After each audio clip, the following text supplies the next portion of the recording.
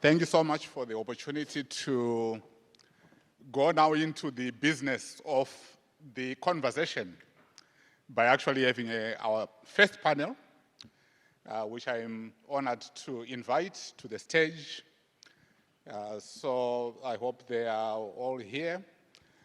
We have Gibril Faal, Professor Faal. Give him a hand of applause. Professor Faal has been mentioned a few times, I think, in the course of the conversation already. Appreciating your innovation. In 2003, he founded Remit Aid as a way to be transmitting successfully and sustainably remittances into the continent for sustainable development. In 2014, he was honored with an OBE on the Queen's birthday list for his services to international development and philanthropy. He is a visiting professor at the London School of Economics. He is also leading GK Partners as a firm that provides a lot of services that are relevant for us. And he is many other things that I won't go into. But welcome, Gibril. Then I would also want to welcome Esme, Stout. Give a hand of applause. So Esme is one of the leading lights in analysis around philanthropy engagement with the OECD Development Center. Yeah.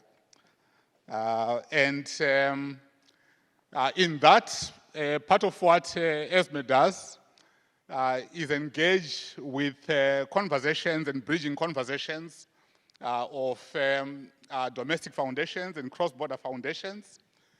She has also previously been an advisor to the Deputy Secretary General in the OECD. She has also been, she prefers to say junior analyst, but I think that's unfair to her work. She has been an analyst in the private financing for sustainable development team within OECD. And part of what she has also been doing is making the links between sustainable development and OECD expertise. So welcome, Esme. And then Chenai, where are you? I would like to welcome Chenai to the stage. So Chenai is well known to many of you as Executive Director of the Tax Network. Yes, please sit. The Tax Justice Network Africa, based in Nairobi. And Chenai Mukumba has actually coordinated a lot of work that is happening on the continent with many civil society organizations on tax justice, fighting illicit financial flows, working for progressive taxation on the continent, and ensuring that money that's flowing in the continent is protected and there are no leakages in the system from public finances, and coordinating a whole network of organizations that are engaged in these issues. One of the things that I've admired most about Chenai is that I like people who are prepared for the work that they do. And Chenai not only holds a master's from Wits University in International Relations, but also invested in a master's in taxation from Oxford University and working on tax justice issues. So welcome, Chenai. So I would like to start you off actually by a question that maybe all of you will answer, just to set the stage. Maybe we can start with who said last, so Chenai, you can start, which is really to say, could you just reflect for us? We have heard from previous speakers, all of them. I won't go into the detail of what they were saying, but various reflections on the moment of disruption that we are seeing. But it's perhaps not just a moment. Disruption in the financing sector and arena has been happening for some time. So we perhaps have a heightened moment now. That's why we are all attentive to it in the way that we are. But how has this disruption really been impacting African development? I would like to hear your reflection on that, Chenai.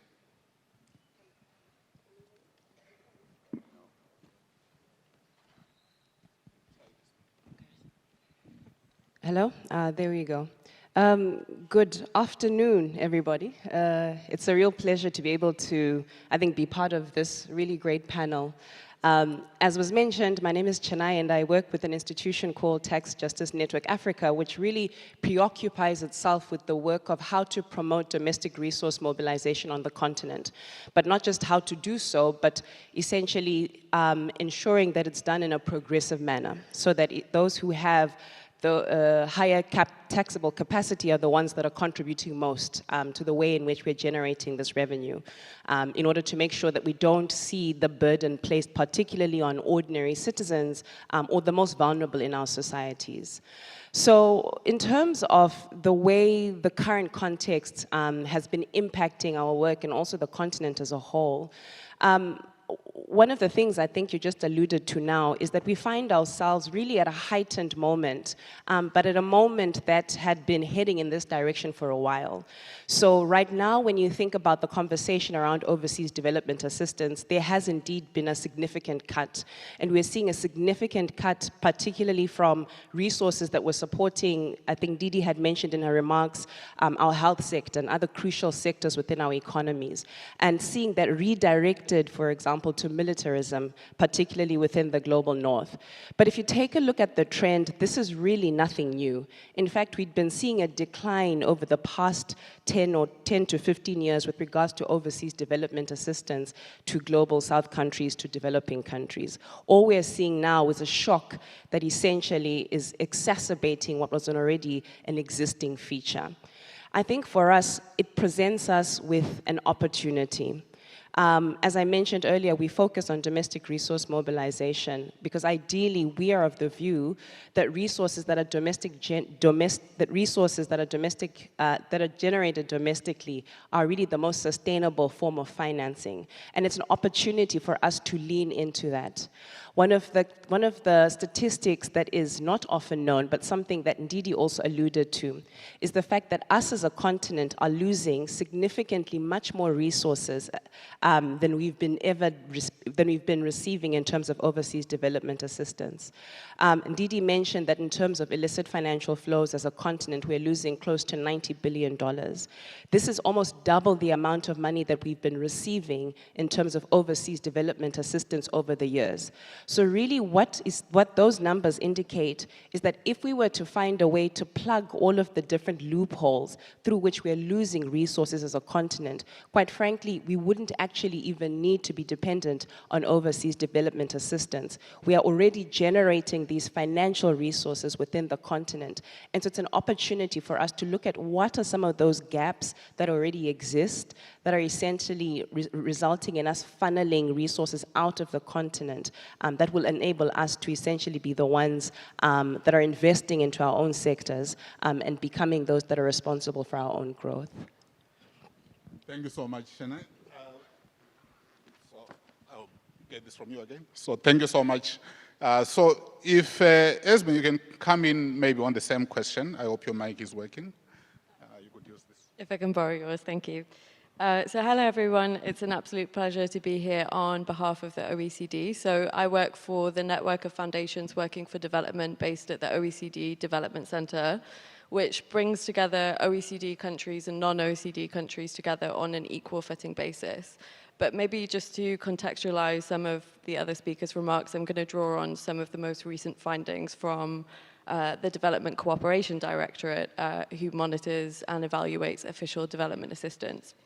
So we know that in 2024, there was a 9% drop in ODA, and this is set to continue. So in 2025, the organization predicts that there'll be an additional drop of between 9 to 17%. So this is going to affect least developed countries hardest. They're expected to be hit by losses in ODA from between 13 to 25%, and some African countries face cuts of 16 to 28%. I think, as Ndidi mentioned earlier, health is of a particular concern. Currently, some countries in sub-Saharan Africa are set to lose up to 33% of ODA to the health sector, of which they're dependent on for up to a third. So we know that ODA is declining, and as other speakers have mentioned, there's a shift from development to defense spending, which shows no sign of abating, particularly when we think about NATO countries looking to achieve that 5% goal of GDP on defense spending. But again, as other speakers have mentioned, we see this as an opportunity. It's not necessarily a bad thing. And this is an opportunity to deliver on long-standing collective ambition to broaden the development tent, something that the OECD Development Center very much champions, not only to other countries, but to other actors such as philanthropy, and secondly, to recalibrate development efforts away from the current North-South paradigm.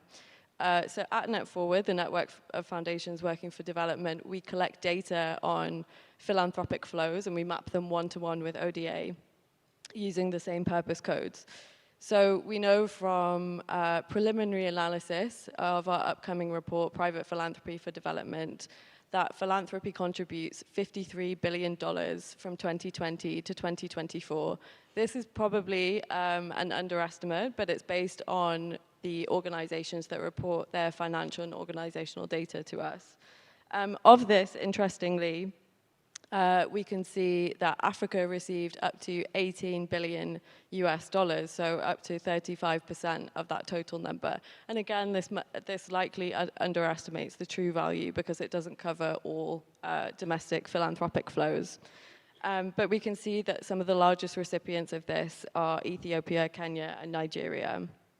So while we're not expecting philanthropy to plug the gap, I think there's definite room for philanthropy to engage, using its strengths and leveraging its strengths for to engage in catalytic capital initiatives, as we saw in Seville. And that's something very much that we're championing at NetForward. We're encouraging philanthropy to engage in partnerships with other actors, whether it be public, private, development banks, and development agencies. So with that in mind, we have created the Scaling Circle alongside Suwiri's Foundation, one of the local partners today, and Agence Française de Développement. So we're really backing partnerships moving forward to bring together different organizations, to break down silos, and particularly to give domestic philanthropy a voice within this, as it's so rooted in local cultures and local expertise. Thank you so much, Esme. And we'll come back, I think, to some of the initiatives that both of you mentioned. But for now, I think just starting with this overall picture, I think, Gibril, if you can also come in on that. Yes. Can you hear me? From a purely financial flows point of view, my question is what disruption? Because there's none. From a purely financial flow point of view. If you take, there are 5 main sources of international flows to development in any country. And the characteristics of those have remained the same for a very long time. So if we take the supposed disruption on official development assistance, by nature it has been erratic. At the highest, it's what, about 75 million? 75 million, $1 billion, that is all of Africa. Second is foreign direct investment. Again, erratic. It can be as low as 3 years ago, 55 billion. Now it's jumped to 97 billion because of major investment in one country, Egypt. The biggest one for most countries, all countries in Africa, and for Africa in general, is trade income, what we earn from exports. And the value is 1.5 trillion. So think about ODA fluctuating from 40 to 80 billion. You have trade income, 1.5 trillion. FDI, similar to ODA, irregular. Foreign portfolio investment is minuscule. It's almost nothing. Sometimes it's as low as single digits in the billions. So the other one is remittances, which, again, numerically, it's not astronomically outside of the range. It's 100 billion. But there's a characteristic to it in that it is steady. Not only is it steady, it is counter-cyclical in nature. That is, when things are going well in Africa, it comes in. During that time, foreign direct investment also comes in. When things are going bad, foreign direct investment leaves and remittances come in. This was theorized for many years, and COVID, amongst other things, allowed us to observe it in real life. In fact, when COVID hit, the World Bank, UK government, Switzerland, and many other countries were so worried by the research saying that remittances will collapse by 20%, that a task group was formed as to how to mitigate this fall. At the end, it did not fall. In many countries, it actually, in Africa broadly, it fell by roughly about 1%, mainly relating to Nigeria, but mostly in almost every other African country, it went up. From the small country of the Gambia, where I'm from, which is the most remittance-dependent country in Africa, in fact, it went up by over 50%, because some of the money that was originally going through informal means came into the formal.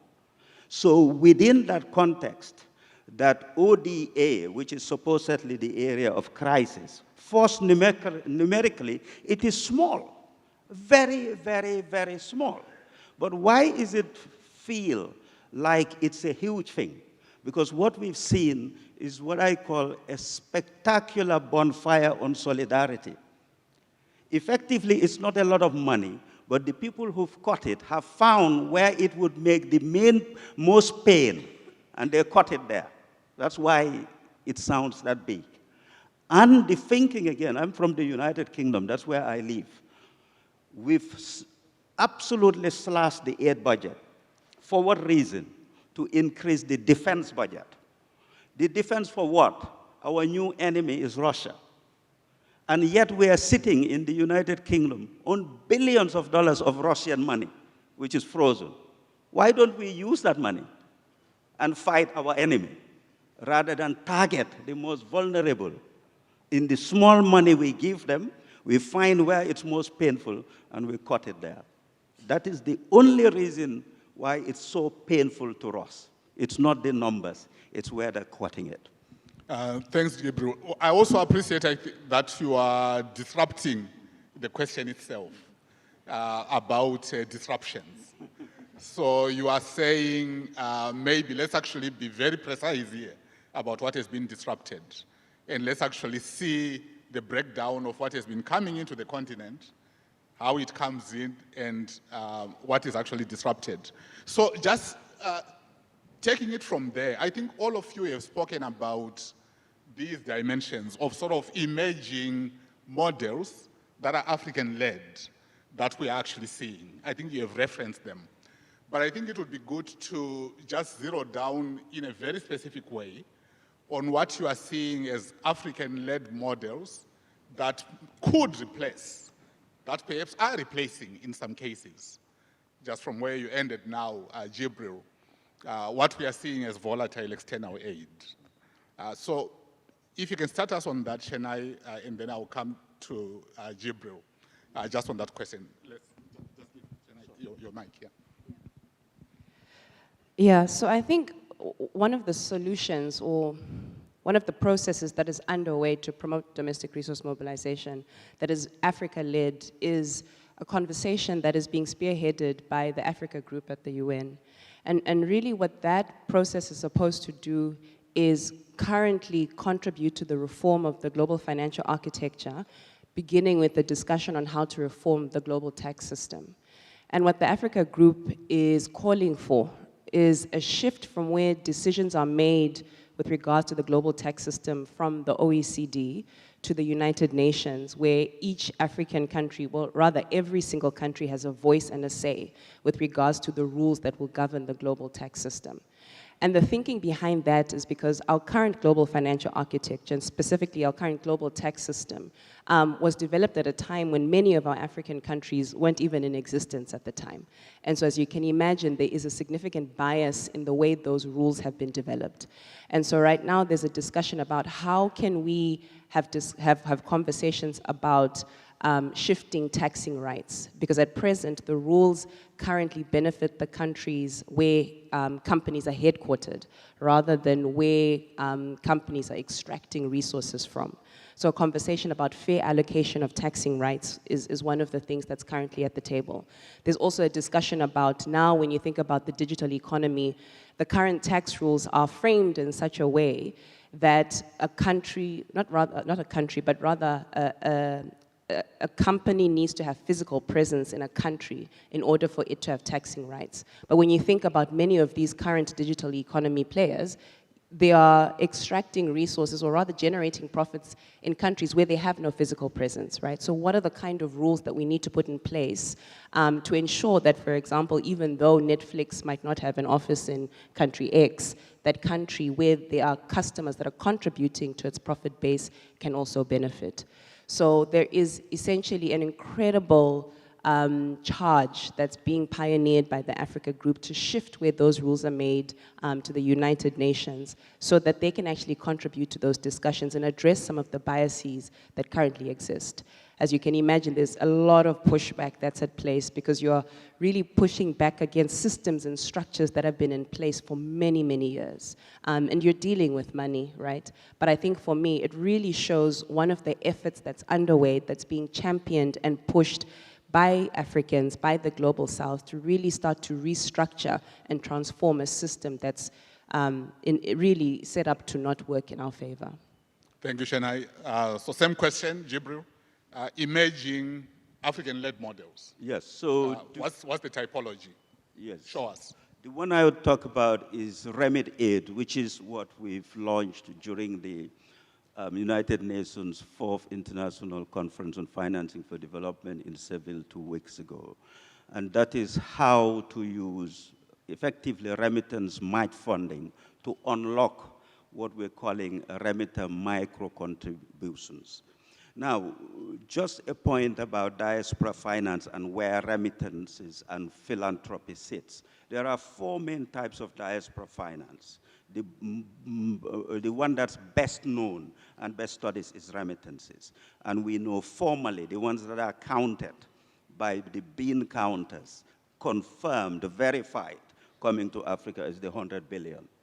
Yes, but when I did a study on this 2019, I estimated the informal and in-kind one to be another 100 billion, so 200 billion.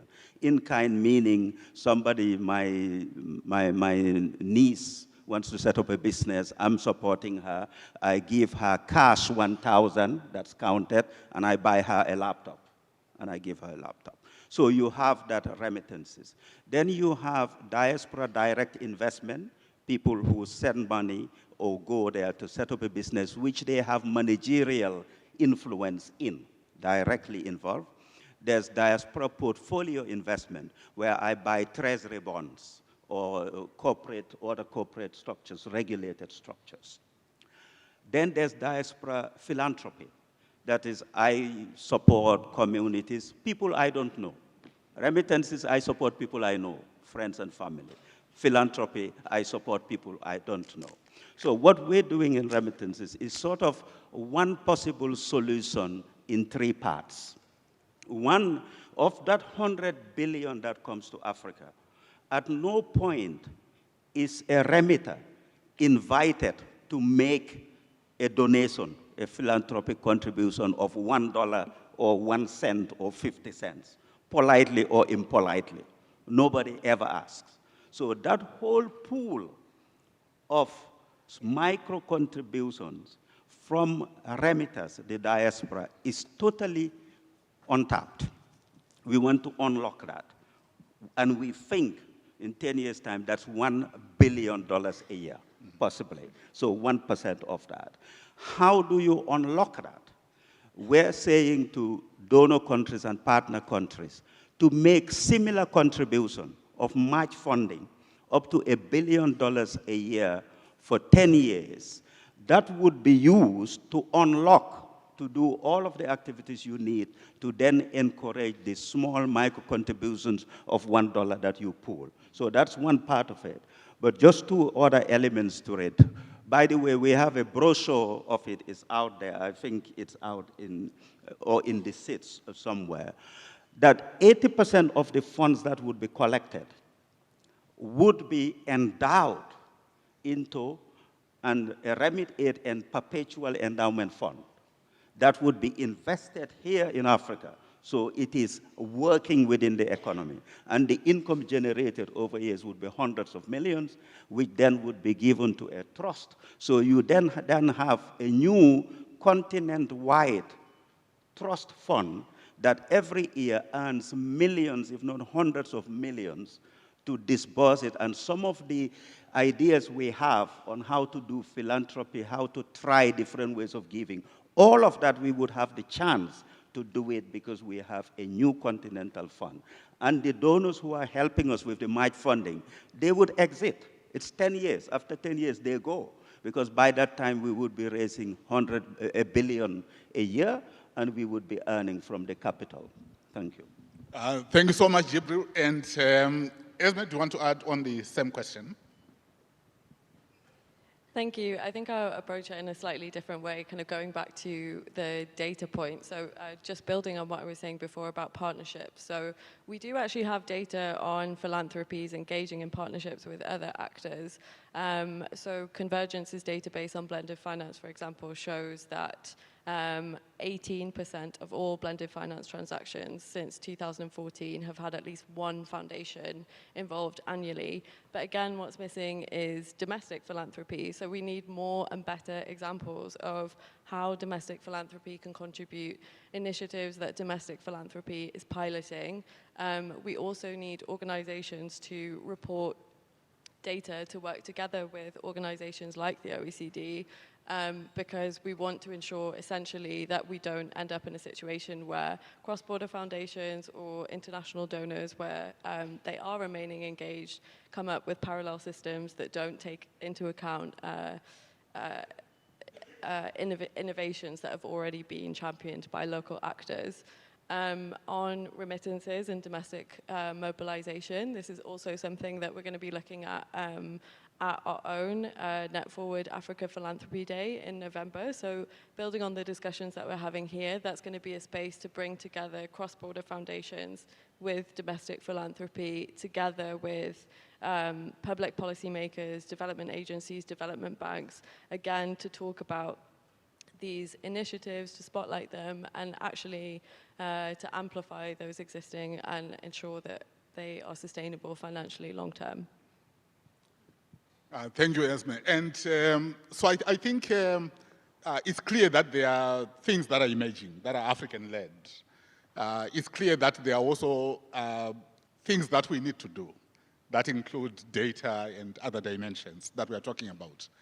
It's clear also that we are talking about complex engineering, actually, when you look at some of what you were positing here, Gibril, for instance, around what a trust fund might look like and so on. So I want to go just a little bit more into the question of remittances and other diaspora contributions.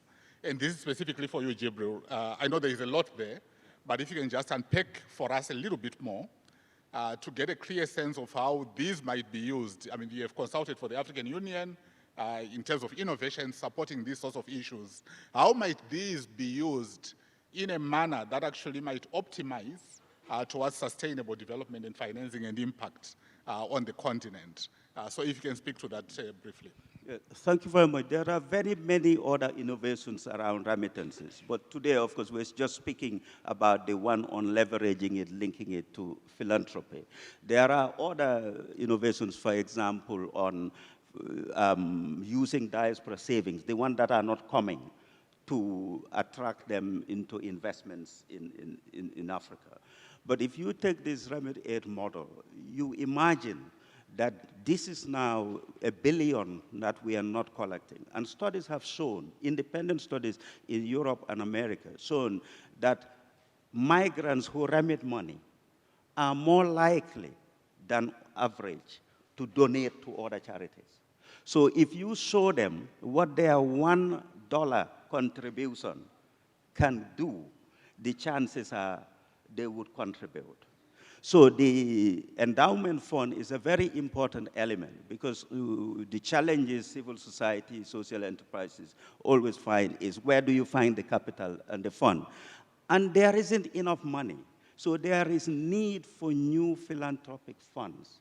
And to put that in context, all of these targets we set ourselves, these billions, are too low. Because where we are financially, Africa, it's in a terrible place. The GDP of Africa is what? At the highest, 3.8 trillion. That is roughly the same as that of the United Kingdom. Sometimes when you tell this to students, they think you've made a mistake. The GDP of Germany is bigger than the GDP of all of Africa put together. That is including the big economies of South Africa, Egypt here, Nigeria, Kenya, Morocco. Put them all together. Germany is bigger. Come on. So the targets we're having through these remittance and the person funds of raising tens of billions, that should even be higher. But what we now then do with this match funding, you unlock the remitter contributions, you invest that in the emerging industry in Africa. And we have good studies, good case studies, good institutions in Africa.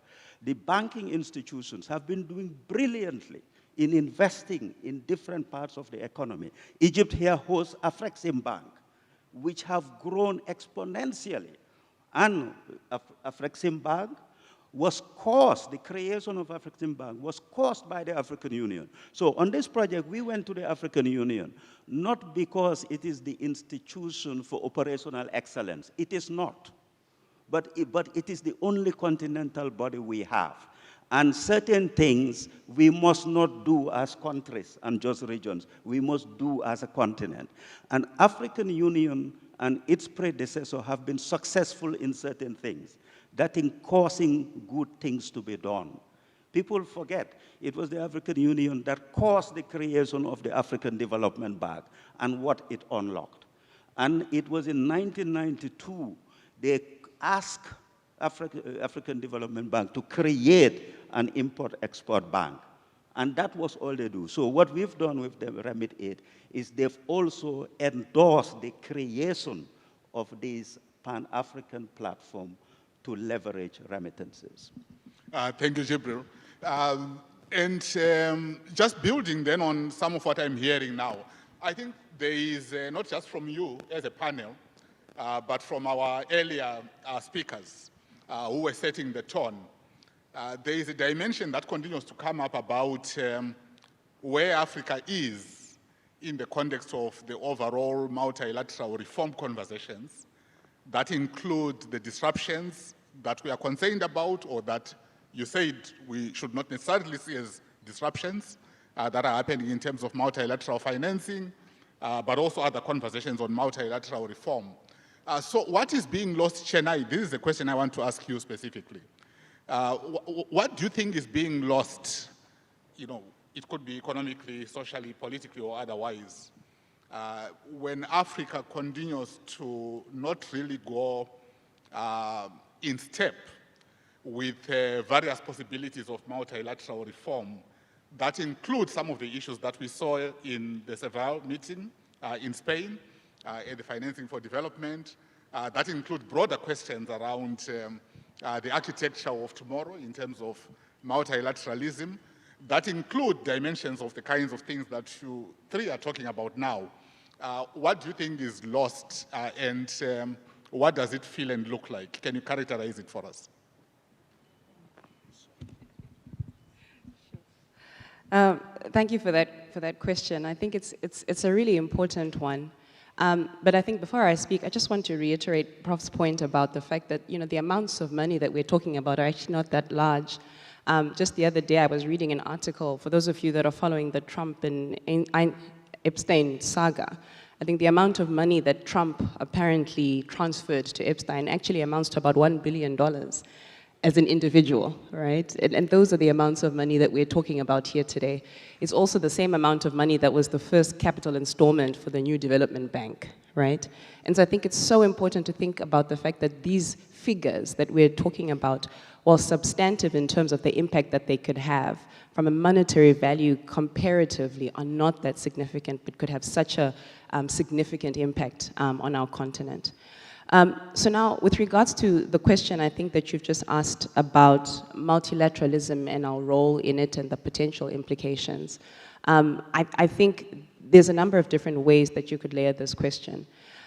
First and foremost, I think the point I want to make is that although we are talking about the crisis of multilateralism, if you've been following some of the conversations, including that, the one that took place just recently with regards to the Financing for Development Forum, it is actually the Global South collectively and the Africa Group that is pushing for a reform of multilateralism and pushing for a transformation that works for everybody.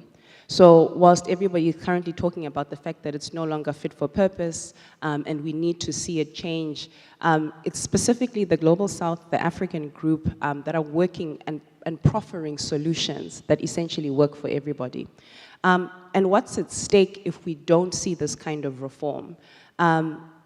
Number one would be the continued exclusion of those that are most in need of the benefits of this reform from those conversations. I gave earlier an example of what's currently happening within the global tax system conversations. And essentially what's the discussion there is really about the fact that there are rules that are being made that have direct implications on ourselves and our countries where we don't actually have a say. And so the first point that's so necessary when thinking about multilateralism and the reform that's required is that we need to be at the table in a meaningful way. At present, where conversations happen at the OECD, African countries are present. However, the agenda has already been set. The decisions have also already been taken. And often what you then tend to see is that African countries are rubber stamping. And so politically, we need to see much more meaningful engagement with regards to the reform that we're trying to see when it comes to multilateralism. I think the extent to which we don't see that will result in a continued devastating of our economies, of our continent. I think, as was mentioned before, including by Prof here, when we talk about overseas development assistance, it's not been a significant amount that's been coming into the continent. It's actually been erratic over time. But the extent to which we ourselves don't start to see the resources that we have domestically that far outweigh and far outpass that, we'll continue to see devastating impacts in terms of the way in which we're not able to meet our developmental objectives with regards to the way in which we want to continue to grow as a continent. And then in terms of socially, the big question about the global financial architecture, whilst it might seem very ephemeral and out there, it's important to recognize that the people that are most affected by the discussions and the decisions that happen within these corridors are the women, I think, that we saw earlier being discussed about, the most vulnerable within our communities and within our countries.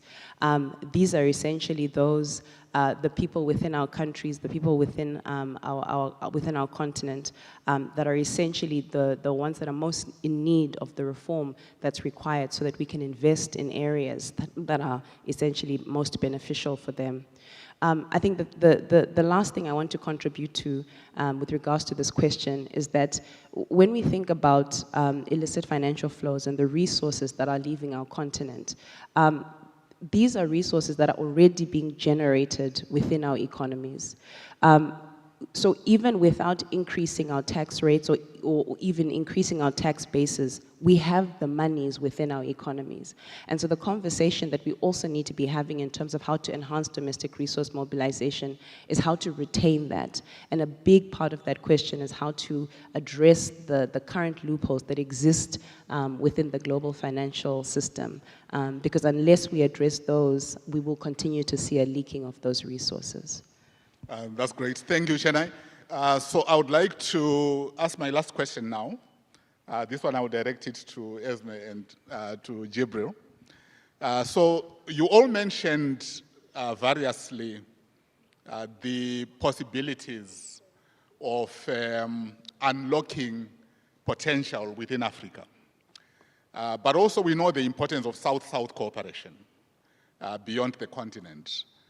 It's important, for instance, to be thinking, what's possible with Asia, what's possible with Latin America, and so on.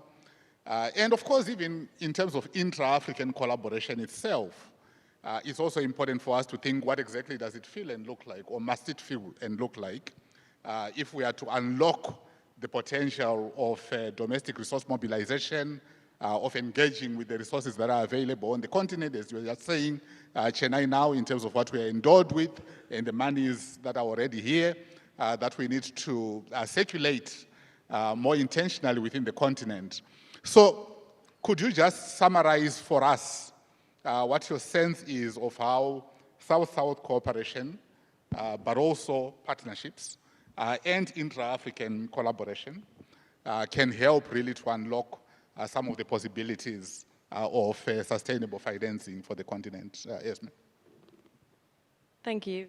I understand that the system and international organizations need to change, but I think, and adapt to the times. I think that the key added advantage that remains to this day is that they are excellent convening spaces that bring different actors together. So, for example, in our network, we have philanthropy represented from India, from Brazil, from different parts of Africa, including Egypt, where we're here today. And that's a really fantastic forum, I think, to actually come together and exchange ideas on what works, what doesn't, how to engage with public actors and public policy officials. Going back to our own Africa Day in November, the 26th of November, that takes place back-to-back with the OECD AUC International Economic Forum on Africa that's been taking place. It's now in its 24th year. So the conversations are really rooted in the conversations that are also happening in that space too. And this is a place, I mean, like today, we're developing this agenda with thought partners, really helping to shape the agenda and what we're going to talk about. And when it comes to domestic resource mobilization and remittances and the particular aspects of that we want to focus on, and again, linking it to public policy, so the OECD's Directorate on Tax, for example, what are OECD member states doing on tax? Where are the gaps? We actually look at if you look at ODA, coming back to ODA in the kind of small amount, I think it supports tax capacity building only 0.15%. So there's clear room for philanthropy to play a role there, especially in domestic contexts where it knows the actors, it knows what's necessary, and also to act as a bridge to those international dialogues where that's much needed. Just coming back to, again, on partnerships, so I mentioned the scaling circle. We're also in the process of creating a larger meta platform, 3D, so data, deals, dialogue. Part of that is really having regional dialogues as well, which I think is a great way of leveraging, as you say, conversations between Africa and Asia, for example. What works in these different contexts? Is there an opportunity to exchange ideas?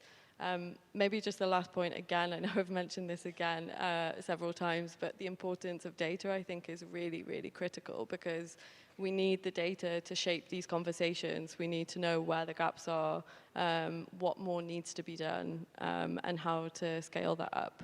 Thank you. Thank you, Esme. You had data and other two Ds, you said? Deals and dialogue. Data, deals, and dialogue. Thank you for that. And Gibril, the same question. South-South collaboration, partnerships, and intra-African collaboration.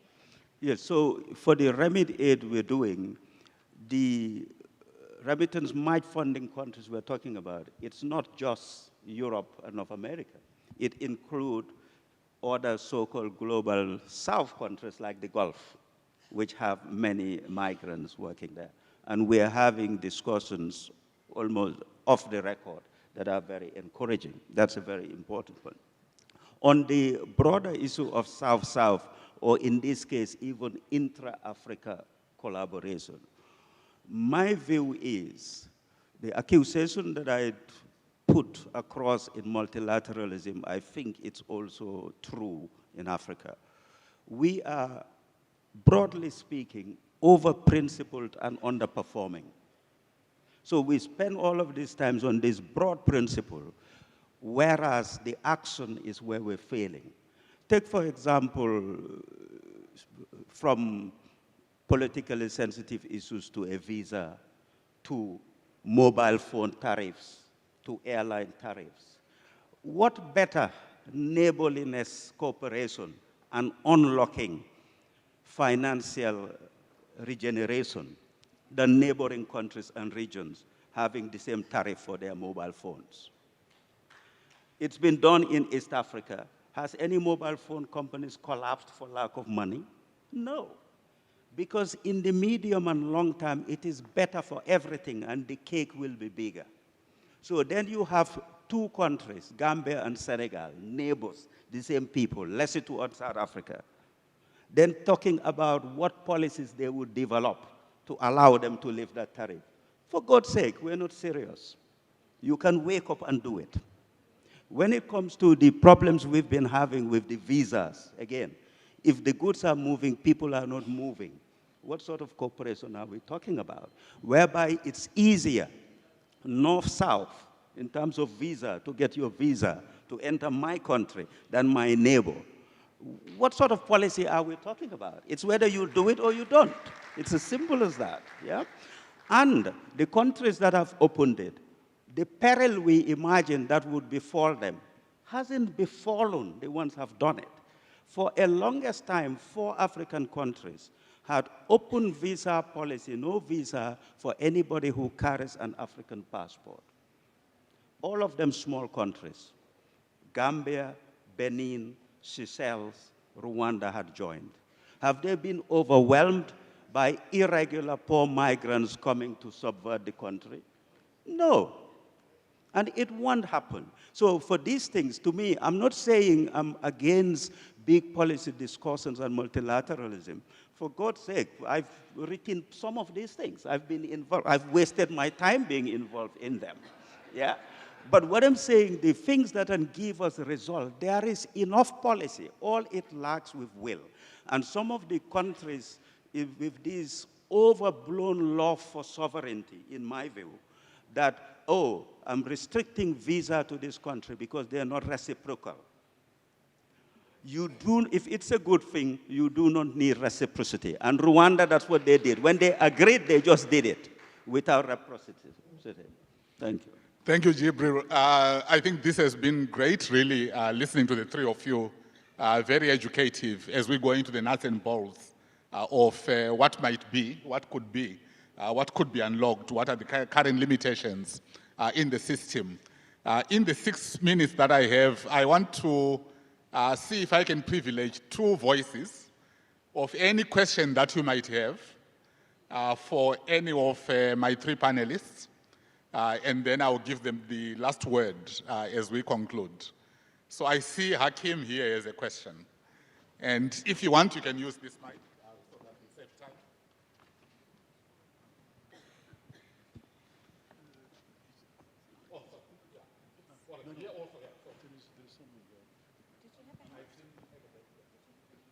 Yes, but I thought it was going to be a but if you want me to take, I can. All right, okay, thank you. No, I think it was fascinating listening to these three great Africans, you know, and of course we make you an honorary African today. But I have been in this business for a long time, you know. I was head of UNDP Africa, then ECA and so on. And I can tell you how ineffective our dialogues have been. Our ability to make things happen, to move the dial. You know, we've organized meetings in the arts, in the margins of UNGA. We have had special meetings. It just came from financing for development and so on. And we put things down on the table. It's not moving the dial 1 inch. I think we should get together and first start with things that we Africans can do and can influence. If we can do that, it's fantastic. When I was in ICA, I created the panel, Mbeki panel, on illicit flows. It was there, concrete, and you could see the tangibles that we get from there, and nothing happened. Nothing happened, particularly action in the part of the African governments. Really, nothing. And illicit flows have stayed at, just 1 minute, have stayed at the level of a study. And it is maybe, to my mind, it is the biggest source of domestic resource mobilization that we could get. It's in our hands. We can make it happen and so on. So I was just wondering what the panel thinks. How can we move the dial in most of these challenges that we have on the table? Finally, I want to correct Gibril that it was not the African Union that created the African Development Bank. It is the Economic Commission for Africa that did that I used to head. Thank you, yes. Thank you, Abdullah. I also saw that there was a hand here.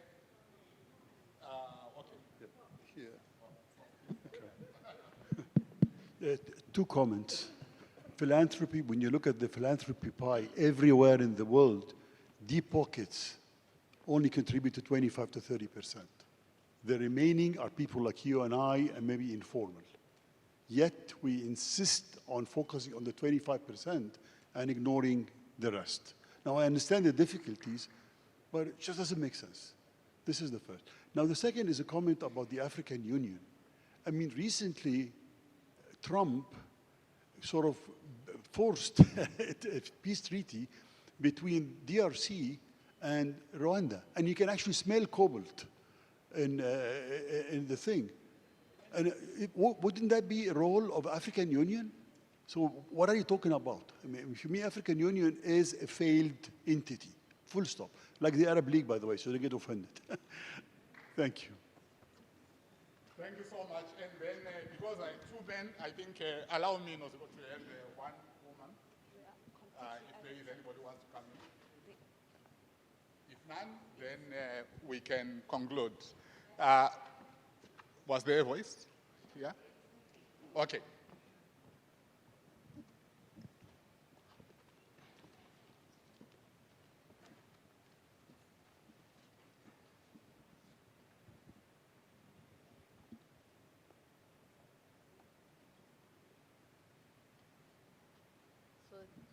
My name is Caroline Mwangi, also thankful to the panel for the conversation.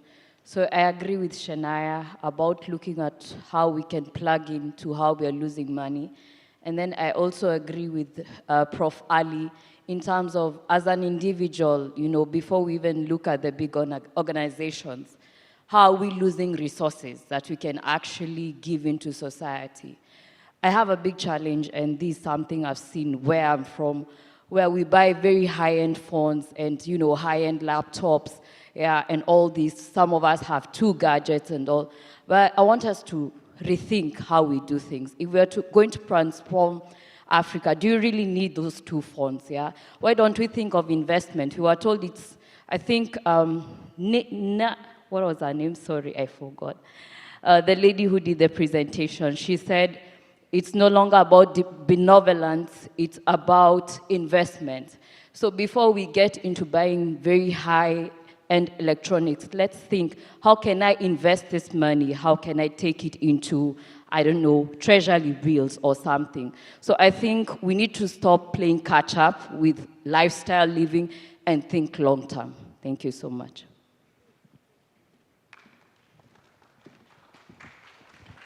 Thank you so much for those questions/comments.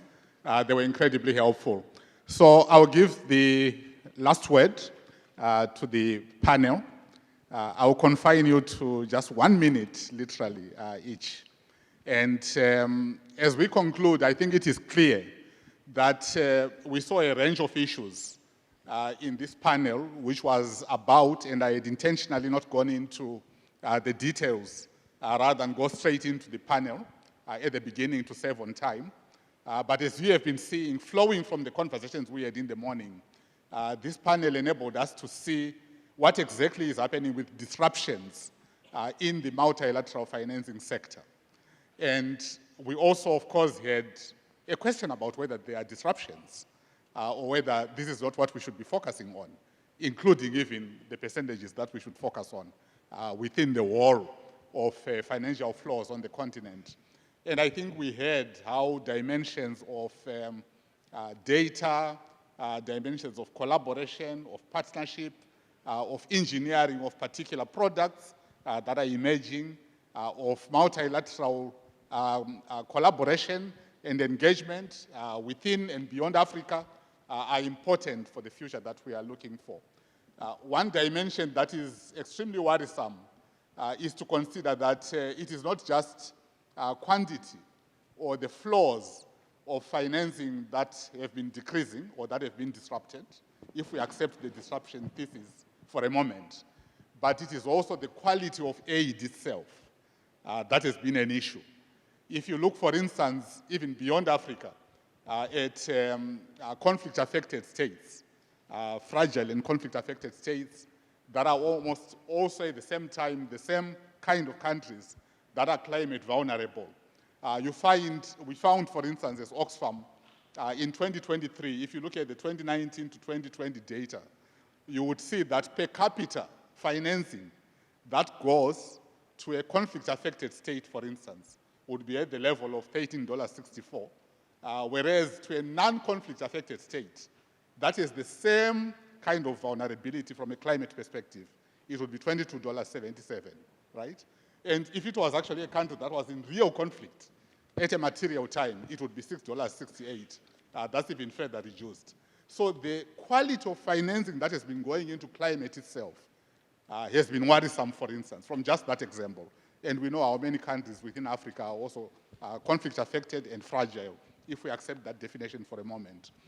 So the quality of aid has been problematic. The quantity has been disrupted. We are hearing solutions that are African-led, models that are African-led. It is heartening to actually see that these things are possible and that we are framing them as we go. So I will start this side with Esme and then end with Chenai in terms of your last words, as you partially respond to what you heard and also conclude. Thank you. So I think we've debated how disruptive the current situation is in terms of the numbers, but I think going back to what I said at the beginning, this is an opportunity at the moment to do development differently, and I do think it is a unique opportunity. Although the Seville Compromise didn't go as far as actually calling on philanthropy, unfortunately, as a meaningful partner, we believe that it is. We know from the data it's funding at least 53 billion and is innovating not just in Africa but globally. We've seen that in the COVID-19 pandemic, for example. I think the gentleman at the front there mentioned that we don't often see change from government, but we know that philanthropy has the capacity to be reactive, to act quickly, to take risks. And then just picking on the point of investment there, again, philanthropy can act as a first loss partner. It can engage in partnerships with government, the private sector, to make the money that we do have go further. I think also, again, just coming back to the data point, we need more and better data to actually map the whole picture better. And I think there's still a role for international organizations as conveners to play in this, to bring different actors, as I said at the beginning, around the table and to the table to see what works and where. Domestic philanthropy is a key part of that. And we're also creating the structures for meaningful partnerships, such as the Scaling Circle and the 3D. Thank you. Thank you very much, Esme. And Gibril? I would say for me, the most important thing are these two words, implementation and now. Things have to be done. That's my view. Now, on remittances, of the 10 highest cost corridors remittances, 8 of them are in Africa. I won't name the countries here, but if they wanted to stop it, they can do it tomorrow. Yeah? And I asked them to do it tomorrow. Yeah. Last point on acting now, with the Remit Aid program we've done, The organization behind it, it's called AFFORD, African Foundation for Development, founded in 1994. I can see Bissy here. Bissy is a good friend of AFFORD. She was living in England at the time. And they do things. And right now, Remit Aid as a program, the first part has been set up. The escrow account being held by an international bank would be finished before we go to the General Assembly. So that match funders who want to support, they may say, I don't trust AFFORD, I don't trust this new organization. It goes to that escrow account held by the bank. So it is now, it is open. We hope that by the General, by UNGA, it would be open and we would be saying to organizations, it's open now. If you want to support, the endorsement in the form of a letter is very nice, but your 100 million would be most welcome. Thank you. Thank you. So I think just a few points. The first on philanthropy. I think we need to see philanthropy beyond just the 25%. I think there's also a significant amount of political influence that I think we need to think about how to leverage when we're thinking about the reforms that we want to see on the continent. Because I think there's a lot of decisions that we've seen taken on the continent, right? Just because the right philanthropist met with the right person. So how can we also tap into that? And I think, secondly, my point around the different where we should be placing attention to.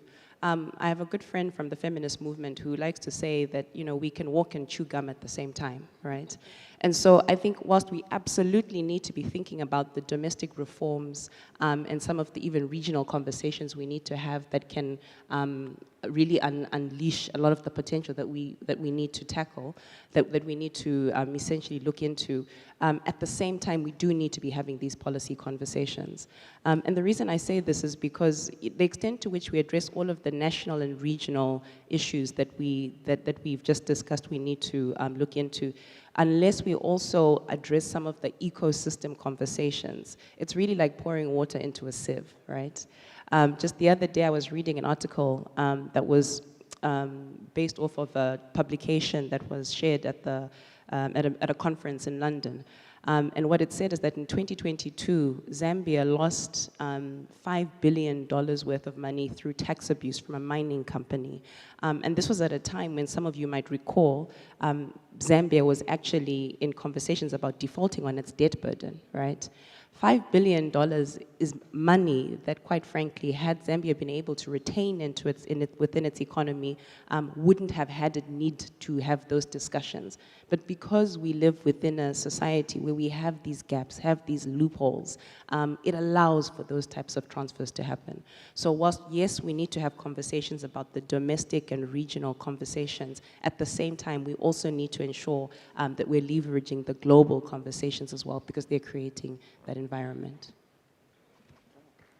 Thank you so much, Chenai. Ladies and gentlemen, a big hand of applause to our panel. Thank you, Chenai. Thank you, Gibril. And thank you, Esme.